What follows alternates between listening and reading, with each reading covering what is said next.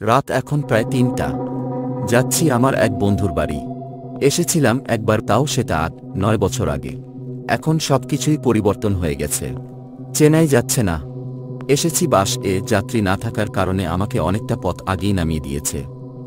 কোথাও কাউকে দেখছি না, ঠিকমতো চিনতেও পাচ্ছি না। আরেকটু হেঁটে দেখি কাউকে পাই কিনা। কোনো ভ্যান রিক্সা কিছুই নেই। যত সামনে যাচ্ছি ঠান্ডাটা ক্রমশ বাড়ছে। এখন যদি চা খাওয়া যেত বেশ ভালো লাগতো। কিছুটা হাঁটার পর সামনে একটি চায়ের দোকান দেখতে পাই।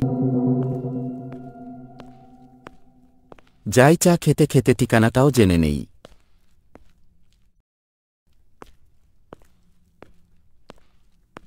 আসসালামু আলাইকুম ভাই, চা আছে? ওয়ালাইকুম আসসালাম। হ্যাঁ আছে। তাহলে আমাকে ১ কাপ চা দেন, চিনিটা একটু বাড়িয়ে দিবেন। আপনাকে তো এদিকের মনে হচ্ছে না। বাসায় কোথায় আপনার? আর কোথায় যাবেন? আমি ঢাকায় থাকি, এখানে বেড়াতে এসেছি। রাস্তায় জ্যাম থাকার জন্য আসতে অনেক দেরি হয়ে গেছে। আর আমি এখানে একদম নতুন, একবার এসেছিলাম, তাও অনেক বছর আগে। পশ্চিম পাড়ার রফিককে চিনেন আপনি? হ্যাঁ চিনি। চা নেন। সামনের রাস্তা ভালো না, এ সময় যেতে পারবেন তো? কেন, সামনে কি সমস্যা? ডাকাতি হয় নাকি? ডাকাতি হয় না। সামনে পরিত্যক্ত অনেক বছর পুরনো বাড়ি আছে, সেখান থেকে ভয়ঙ্কর শব্দ ভেসে আসে। তার পাশে অনেক পুরনো কবরও আছে। আধুনিক যুগে থেকেও ভূতপ্রেত এ বিশ্বাস করেন। হাসালেন। বিশ্বাস করা না করা আপনার ব্যাপার। আমার বলার কাজ বলেছি। কিভাবে যেতে হবে বুঝিয়ে দেন, আমি ঠিক চলে যেতে পারব। সোজা রাস্তা ধরে যেতে থাকবেন, তারপর ডান দিকের রাস্তা ধরে সোজা চলে যাবেন। কোথাও দাঁড়াবেন না, পেছনেও ঘুরবেন না। সোজা যাবার পর হাত এর বা পাশে বড় বাড়ি পাবেন, সেটাই রফিক এর বাড়ি। অনেক ধন্যবাদ। আমার কত টাকা হলো?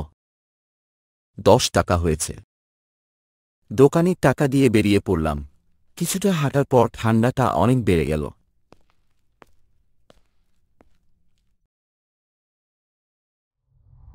বাতাসে কিসের যেন শব্দ শোনা যাচ্ছে, তবে সেটা বোঝা যাচ্ছে না।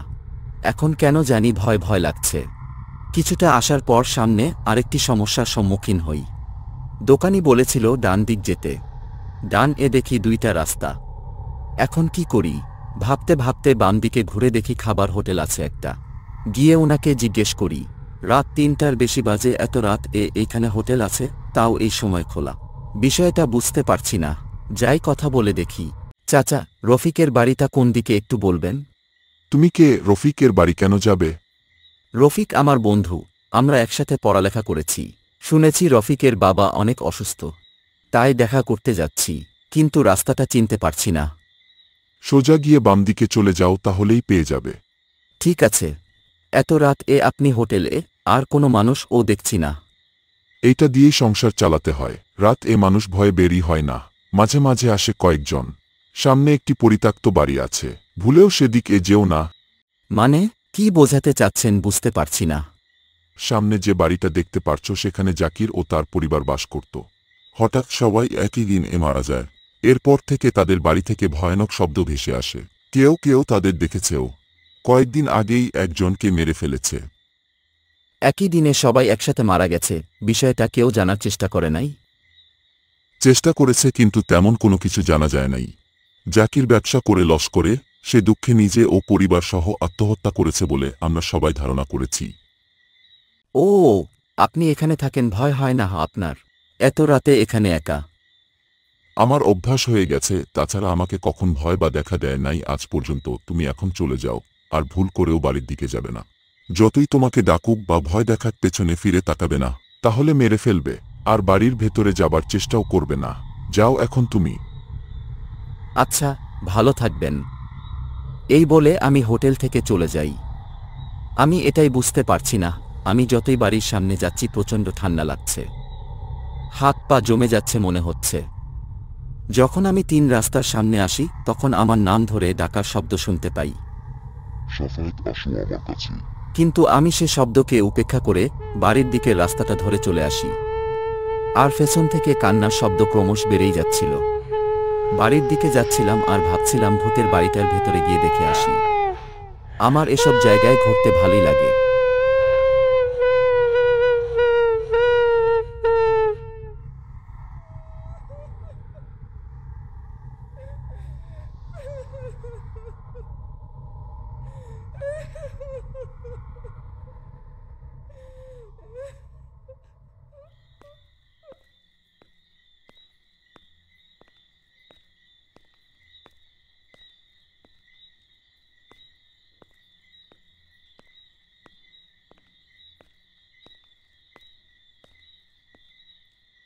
এসব ভাবতে ভাবতে রফিকের বাড়ি দেখতে পাই। বাড়ি দেখে অনেক ভালো লাগলো।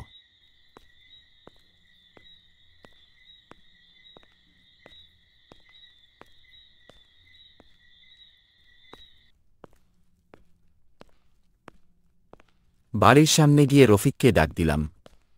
রফিক, আছো বাড়িতে? কে বাহিরে? আমি সাফায়াত।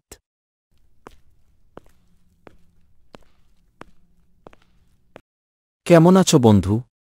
আমি ভালো আছি। তুমি কেমন আছো? আলহামদুলিল্লাহ, আমিও ভালো আছি। আসো, বাসার ভিতরে আসো, বাকি কথা খাবার খাওয়ার পর হবে।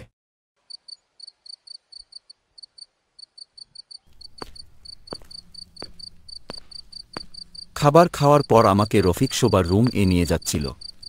তখনই আমার নাম ধরে ডাকার শব্দ শুনতে পাই। সাফায়াত, আসো আমার কাছে। দাঁড়িয়ে পড়লে কেন? তুমি কি কোনো শব্দ শুনতে পেয়েছ আমার নাম ধরে ডাকার? না তো। আসো, ভিতরে আসো। এখন ঘুমাও, কাল কথা হবে তাহলে। আচ্ছা, তুমিও ঘুমাও। আল্লাহ হাফেজ। কোনো কিছুর দরকার হলে আমাকে ডাক দিও। আল্লাহ হাফেজ।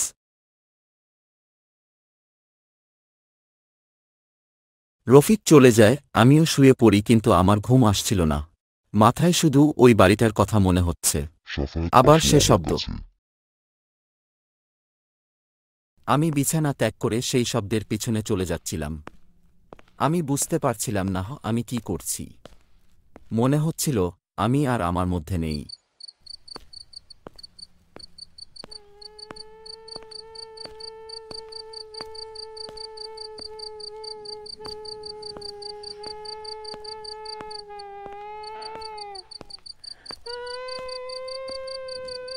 আমার শরীরটা অনেক ঠান্ডা হয়ে যাচ্ছিল।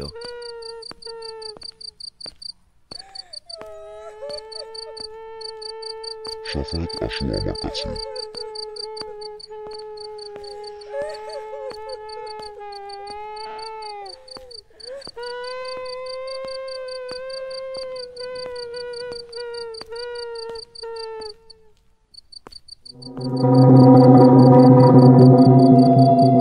সাফায়াত, আসো আমার কাছে।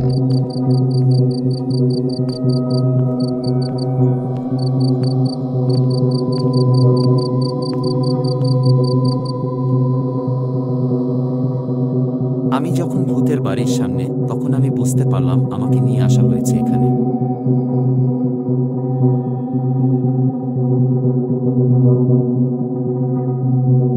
আমি বাড়ির ভিতরে প্রবেশ করলাম। ভিতরে গিয়ে দেখি বাড়িটা অনেক সুন্দর।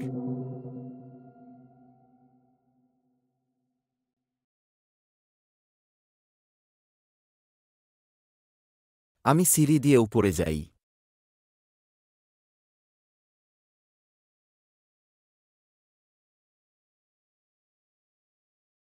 উপরে গিয়ে আমি যা দেখি সেটার জন্য আমি নিজেও প্রস্তুত ছিলাম না।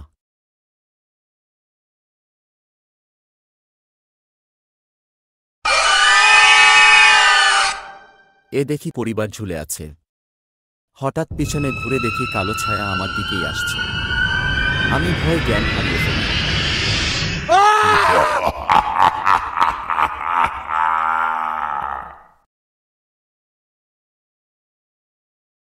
আমার যখন জ্ঞান ফিরে আসে, আমি রফিকের বাসায় আমাকে আবিষ্কার করি। এর মানে আমি এতক্ষণ স্বপ্ন দেখছিলাম। পরের দিন সকালবেলা আমি ঢাকার জন্য বের হই। সাবধানে যেও, আমি কিছুদিন পর ঢাকা আসছি।